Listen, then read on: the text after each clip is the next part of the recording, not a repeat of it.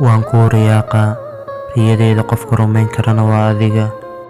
waan kugu rajo weynahay, qofka kaliya ee nafta tabaysana waa adiga. waxaad tahay farxadeyda, waxaad tahay indhahayga nuurkooda, waxaad tahay mustaqbalkayga. aad baan kuu jeclahay nolosheyda. adduunka waxaad ku tahay qof, laakiin aniga waxaad ii tahay adduun, waayo nafteydaa ku dooratay. zaa'idaan kuu jeclahay oo kaama maarmo, kaama ahaan karo. adduunkaan kuu jeclahay.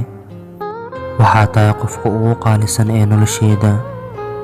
waxaad tahay dhammaystirkii nolosheyda iyo farxaddii nolosheyda. ogow waxaad tahay adduunkayga oo dhan.